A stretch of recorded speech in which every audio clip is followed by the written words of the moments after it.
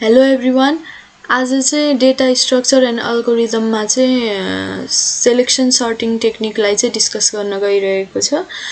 Selection shirting टेक्निकमा चाहिँ कस्तो हुन्छ भन्दाखेरि चाहिँ हरेक चोटी चाहिँ एउटा अनसर्टेड एरेमा चाहिँ सर्चिङ परफर्म गरेर स्मलेस्ट एलिमेन्ट फाइन्ड आउट गरेर त्यो अनसर्टेड एरेको चाहिँ फर्स्ट एलिमेन्टसँग चाहिँ स्वाप गर्ने काम गरिन्छ है। यहाँनिर एउटा एरे दिएको छ र सुरुमा चाहिँ हाम्रो यो एरेमा चाहिँ सर्चिङ परफर्म गर्छौं है। सर्च गरेर चाहिँ इन्टायर एरे सर्च गरेर चाहिँ स्मलेस्ट नम्बर फाइन्ड आउट गर्छौं। यहाँनिर हामी स्मलेस्ट नम्बर 8 लाई फाइन्ड आउट गर्छौं है। अब यो 8 लाई चाहिँ हामी यो होल अनसर्टेड एरेको चाहिँ फर्स्ट एलिमेन्ट भनेको 12 यो 12 सँग चाहिँ सो स्वाप 12 with 8 भन्नाले 8 र 12 स्वाप गर्छौं। After the first iteration 8 will be appear at the first position। अब 12 को ठाउँमा 8 र 8 को ठाउँमा 12 आयो र अब हाम्रो यो एउटा एरे चाहिँ यो एउटा एलिमेन्टको एरे चाहिँ सर्टेड एरे भयो। अब यो बाँकी रहेको 29 देखि पछाडीको एरे चाहिँ अनसर्टेड एरे भयो है। सो अब फर्स्ट सेकेन्ड अब यो अर्को इटरेसनमा चाहिँ हाम्रो अनसर्टेड एरे भयो यो बाँकी रहेको है। अब यो अनसर्टेड एरेमा फेरि सर्चिङ परफर्म गर्छौं र स्मलेस्ट नम्बर फाइन्ड आउट गर्छौं र हाम्रो स्मलेस्ट नम्बर कति आयो त यहाँनिर 12 फाइन्ड आउट भयो है।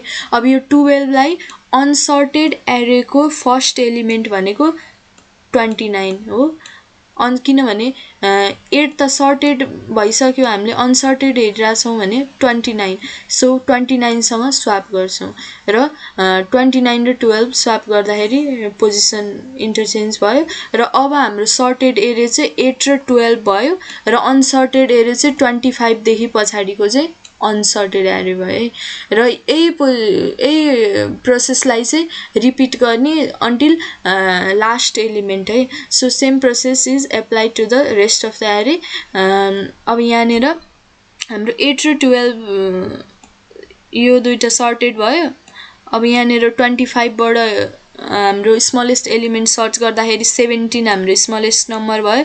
सो 25 सँग 17 लाई स्वाप गर्ने र हाम्रो यो सर्टेड एरे भयो र यो अनसर्टेड एरे भयो। अब फेरि अनसर्टेड एरेमा चाहिँ फेरि सर्चिङ परफर्म गर्दाखेरि चाहिँ 25 हाम्रो स्मलेस्ट नम्बर भेटियो। सो अब यो 25 लाई फेरि 29 सँग